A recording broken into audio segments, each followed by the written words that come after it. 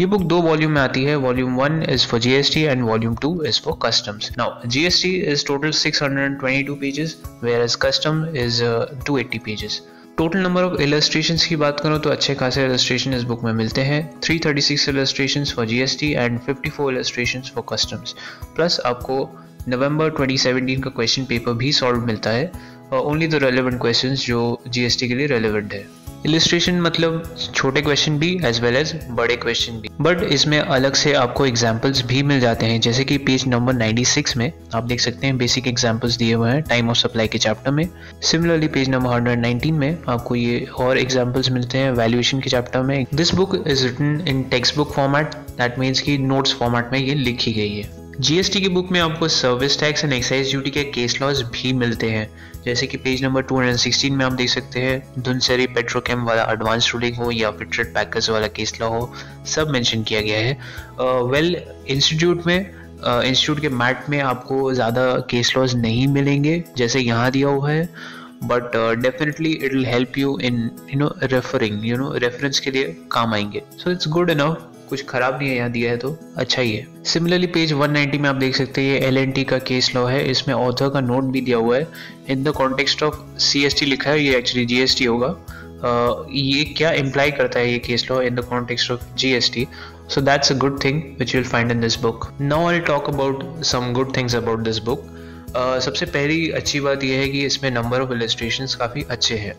जैसे कि मैंने कहा कि जीएसटी में 336 इलस्ट्रेशंस मिलते हैं विच इज़ क्वाइट गुड. मैं आपको ब्रेकअप दिखा देता हूँ. टाइम ऑफ सप्लाई के चैप्टर में आप देख सकते हैं 31 इलस्ट्रेशंस है, जहाँ वैल्यूएशन के चैप्टर में आपको 46 इलस्ट्रेशंस मिलते हैं एंड प्लेस ऑफ सप्लाई के चैप्टर में 34 इलस्ट्रेशंस. इनपुट टैक्स क्रेडिट दो चैप्टर में बटा हुआ है. एक आप देख सकते हैं क्रेडिट अवेलमेंट और एक क्रेडिट पर्सनल यूज जो भी है. सो इसमें 28 प्लस 5-6 क्वेश्चन यहाँ भी है, तो टोटल आप 30 प्लस क्वेश्चन पकड़ सकते हैं आईटीसी के चैप्टर में. एंड ये चैप्टर 19 जो है टैक्सेशन ऑफ सर्विस, इसमें एग्जामिशन इंक्लूडेड है, means it's a composite plus with examination. तो आपको इसमें 66 इलस्ट्रेशंस मिलते हैं. So total number of illustrations मैं कहूँगा कि चैप्टर्स में भी अच्छे खासे हैं, तो दैट्स प्रीटी गुड. एंड आपको इसमें स्टडी मैट के भी इलस्ट्रेशन मिलते हैं. पेज नंबर 58 में आप देख सकते हैं यहाँ पर इलस्ट्रेशन नंबर 13 ये स्टडी मैट की है. सिमिलरली पेज नंबर 138 में इलस्ट्रेशन नंबर 39 ये भी स्टडी मैट की इलस्ट्रेशन है. So that's good. Place of supply के चैप्टर में पेज नंबर 161 में ऑर्गेनाइजेशन ऑफ इवेंट की जो सेक्शन 12(7) है उसमें देखिए आप recipient of service in place of supply ऐसे टैबुलर फॉर्म में दिया है विच इज़ क्वाइट गुड. मैं जो चीज़ बताना चाह रहा हूँ इसमें कि आपको इलस्ट्रेशंस उसके बाद 2 मिल रहे हैं.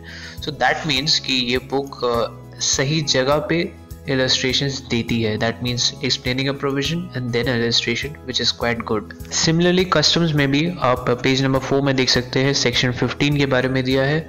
Means the rate of duty कौन सी डेट की लेनी चाहिए. ये जो मैंने पांगसा की बुक में भी बताया था कि वहाँ पर इलस्ट्रेशन नहीं था, बट यहाँ पर इलस्ट्रेशन है. The next thing is explanation. Page 109 में आप देख सकते हैं टाइम ऑफ सप्लाई के चैप्टर में सेक्शन 14 का एनालिसिस दिया हुआ है. It's quite a good analysis. सिर्फ 3 लाइन में आपको काफ़ी सिंप्लीफाई कर देता है ये. If 2 of 3 dates means date of supply, date of invoice and date of payment fall on one side, मतलब कि change of rate of tax कि किसी भी एक साइड में चाहे वो पहले हो या बाद में पड़ता है तो time of supply would lie on that side. उसके बाद बोलता है कि time of supply would be date of invoice or date of payment only, means यही 2 डेट में से कोई एक हो सकता है. एंड अगर date of invoice and date of payment both fall in the same side, then time of supply will be earlier of DOI or DOP. So that's pretty good. ये 3 लाइन में ही काफ़ी अच्छे से explain कर देती है. So author just don't give any layman language to explain, but explains in a much more refined way. Then आपको उसके बाद illustrations भी मिलते हैं. This book I would say it's more like DG sir की book जो मैंने देखी थी, review किया था. It's on the same lines, you know, वो explanative with illustrations, author note, वैसे टाइप की बुक है। Where as Manoj Batra sir की बुक या फिर मांगा सर की book, those are same kind of books, means वो प्रोविजन बेस्ड बुक्स है। जहाँ तक कस्टम्स की बात है, उसमें आपको फाइनेंस एक्ट 2017 के सारे अमेंडमेंट मिल जाते हैं, जैसे कि पेज नंबर 64 में आप देख सकते हैं, amended by finance act 2017। Earlier क्या था एंड आफ्टर ओमिशन क्या हो रहा है, तो ये भी बताया गया है, तो that's pretty good. Case laws के मामले में कस्टम्स में आपको सारे केस लॉज मिल जाते हैं, मीन्स जो सिग्निफिकेंट केसेस है आईसीआई के मटेरियल में जो दिए हुए हैं वो भी सारे हैं, एंड जितने भी नए नए कुछ केस लॉज हैं वो भी मेंशन्ड है, एंड प्रेजेंटेशन भी अच्छी खासी है, जहाँ की आप देख सकते हैं पेज नंबर 67 में फैक्ट्स दिए हैं, फिर उसका ऑब्जर्वेशन कोर्ट का, so that's pretty good. But some occasions आपको सिर्फ जजमेंट पे ही एम्फेसिस दिखेगा कुछ कुछ केस लॉज में। इस बुक में और एक अच्छी चीज़ ये है कि इसमें आपको सीए फाइनल मेट्स 2017 के भी कुछ कुछ क्वेश्चंस मिल जाते हैं जीएसटी पोर्शन में, मीन सर्विस टैक्स के क्वेश्चन है, सो एज पर जीएसटी उसको सॉल्व किया गया है। एंड जैसा कि मैंने पहले कहा कि इसमें आपको नवंबर 2017 का क्वेश्चन पेपर सॉल्व मिलता है, but only the relevant portions, जैसे कि ये सेंट्रल एक्साइज का एसएसआई एग्जेम्पशन का क्वेश्चन है, ये नो लॉन्गर रेलेवेंट लिखा है, एंड जो कुछ कुछ क्वेश्चंस है जो यहाँ पर सॉल्व किए हैं एज पर GST. And finally taxation of service का जो चैप्टर है उसमें पेज 401 में आप देख सकते हैं, यहाँ पर works contract and construction service की एग्जेम्पशन को क्लब करके दिखाया गया है, मीन्स कि यहाँ पर एंट्री 10 दिखाया गया है एंड देन एंट्री 11 दिखाई गई है। सो दैट मीन्स जितने भी works contract related exemption entries है उसको एक साथ ही दिखाया गया है, एंड देन उसके बाद आपको इलस्ट्रेशन मिलते हैं।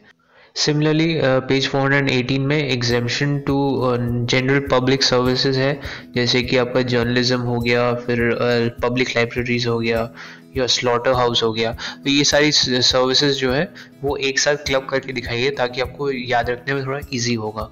अब मैं बात करूंगा इस बुक की कुछ खामियों के बारे में। थोड़ी सी डल प्रिंटिंग कहीं कहीं मुझे नज़र आती है, जैसे कि पेज नंबर 206 और 7 में आप देख सकते हैं काफ़ी अच्छी प्रिंटिंग है, बट जैसे ही आप 370 ऑनवर्ड्स जाएंगे थोड़ी सी डल लगने लगती है, एंड देन लास्ट में फिर अच्छी हो जाती है, तो थोड़ी सी इनकन्सिस्टेंसी प्रिंटिंग में लगती है। The next thing is about presentation. आप टैक्सेशन ऑफ सर्विसेज के चैप्टर में पेज नंबर 372 में देख सकते हैं रेंटिंग ऑफ इमूवेबल प्रॉपर्टी के बारे में दिया गया है। यहाँ पर आपको डिक्लेयर्ड सर्विस एक्सप्लेन करते हैं कि डिक्लेयर्ड सर्विस कहा जाता है रेंटिंग ऑफ इमूवेबल प्रॉपर्टी को। देन नंबर 2 में आप देख सकते हैं रेंटिंग का डेफिनेशन है, एंड देन नंबर 3 में एग्जेम्पशन, जिसमें आई फील कि इसको थोड़ा सा बेटर वे में प्रेजेंट किया जा सकता था, कि एक प्रॉपर बोल्ड बड़ी हेडिंग होती है exemptions regarding renting of immovable property, and then entry 12 and then so on entry 41। सो आप देख सकते हैं एंट्री 41 कितने ज़्यादा नज़र भी नहीं आ रहा, आपको ढूंढना पड़ रहा है एंट्री 41 है, ये एग्जेम्पशन का ही पार्ट है। सो आई फील थोड़ी बहुत प्रेजेंटेशन बेटर हो सकती थी स्पेसिफिकली टैक्सेशन और सर्विसेज के चैप्टर में। बाकी ओवरऑल मुझे ये बुक अच्छी लगी इन टर्म्स ऑफ प्रेजेंटेशन। इस बुक की एक और दिक्कत यह है कि पहले के 70-80 पेज आपको बोरिंग लगेंगे, मुझे खुद बोरिंग लगे, बट वंस यू क्रॉस दो 70-80 पेजेस आपको टाइम ऑफ सप्लाई, वैल्यूएशन, ये सब चैप्टर्स काफ़ी अच्छे लगेंगे। So then you will feel like नहीं ये अच्छी बुक है। सो फर्स्ट 70-80 पेजेस आपको थोड़ा सा पेशेंस दिखाना पड़ेगा। The next thing is taxation of services के ही चैप्टर में आपको मुझे लगता है कि थोड़े 8-10 क्वेश्चन कम मिलते हैं, जैसे कि आप देख सकते हैं पेज नंबर 404 में रिलीजियस सर्विसेज की एंट्री 13 एंड 60 दिए हुए हैं, इसका कोई क्वेश्चन या इलस्ट्रेशन नहीं मिलता है। सो आई फील कुछ कुछ जगह में क्वेश्चंस नहीं है, सो दैट मीन्स कि 8 to 10 क्वेश्चंस मुझे लगता है ये बुक शॉर्ट है। इस बुक में आपको समरी के लिए ज़्यादा कुछ नहीं मिलेगा, एक्सेप्ट पेज 184 में प्लेस ऑफ सप्लाई के चैप्टर में समरी मिलती है। द रीज़न माइट बी कि इसका एक समरी कम कंपाइलर भी आता है, so that will take care of your revision. So इस बुक के लिए भी मैं यही सजेस्ट करूंगा कि अगर आप ये बुक लेंगे तो समरी कम कंपाइलर भी लीजिएगा। मुझे ये बुक ओवरऑल अच्छी लगती है, लेकिन डेफिनेटली कुछ एक दो ड्रॉबैक्स थे, जैसे कि टैक्सेशन और सर्विस में मुझे लगा कि 8-10 सम कम है, या फिर कहीं ना कहीं प्रेजेंटेशन मुझे थोड़ी सी इतनी अट्रैक्टिव नहीं लगी। बट इन सब को अगर कंसिडर भी करता हूँ फिर भी मैं कहूँगा ये बुक एक अच्छी बुक है। The very obvious question which everyone will ask कि मनोज बत्रा सर की बुक या विनीत सुतानी सर की book, and the good part is इस बुक में कुछ मिसिंग नहीं है। I mean no chapter missing. Sounds भी अच्छे खासे हैं, 336 illustrations for GST, whereas Manoj Batra sir की बुक अराउंड 350 अराउंड देती है. So there is not much of a difference. सिर्फ वो 10-15 sums का ही difference है. It's hard to choose between the two actually, क्योंकि ये बुक प्रोविजन बेस्ड है एंड ये बुक थोड़ी सी एक्सप्लेनेटिव है. जैसे कि DG सर की बुक थी, जैसे कि मैंने वॉल्यूम 1 का रिव्यू किया था, उसमें भी वैसे ही था कि डेफिनेशंस आती है एक एक करके जब वो रेलेवेंस आता है, इंस्टेड ऑफ बांगर एंड बांगर या फिर मनोज बत्रा जहाँ पर डेफिनेशन का एक अलग से स्पेसिफिक चैप्टर है, वैसा इस बुक में नहीं मिलता है. सो both books are different, approach different है, conceptual plus illustration, and this is only mostly provisions plus illustrations. So इसमें आपको explanation थोड़ी better मिलेगी rather than Manoj Batra. I mean it's a tough choice. Currently 3-4 chapter में ये ज़्यादा एक्सेल करती है, 2-3 चैप्टर में ये भी एक्सेल करती है, but on an even basis I would suggest this book. The reason is कि इसमें complete syllabus मिल रहा है आपको, GST प्लस कस्टम. ये बुक ऑलमोस्ट 1200 की है, 1195. आप इसे ऑनलाइन भी खरीद सकते हैं एज वेल एज ऑफलाइन भी अवेलेबल है. अगर आप ऑनलाइन खरीदना चाहते हैं तो डिस्क्रिप्शन बॉक्स में मैंने लिंक दे दी है. Now one important announcement. ये वीडियो आप 5 लोगों के साथ शेयर करिए और उन्हें कहिए कि वो और 5 लोगों को शेयर करें. एंड माइंड यू, ये चेन टूटनी नहीं चाहिए. अगर आप ऐसा करने में सफल होते हैं देन आपके एग्ज़ाम में पास होने के चांसेस थोड़े बढ़ जाएंगे. और अगर ये चेन टूट गई देन कुछ बुरा भी हो सकता है. I am serious, I am not joking, seriously. And अगर आप कंट्रीब्यूट करना चाहते हैं इस चैनल के लिए देन ये जो नीचे नंबर स्क्रॉल हो रहा है इस पे पेटीएम नंबर है, आप इस पे कंट्रीब्यूट कर सकते हैं. आप जो कंट्रीब्यूट करेंगे उसी कंट्रीब्यूशन से मैं बुक्स खरीदूंगा एंड दैट मीन्स कि मैं बहुत फ्रीक्वेंट रिव्यूज़ कर पाऊँगा.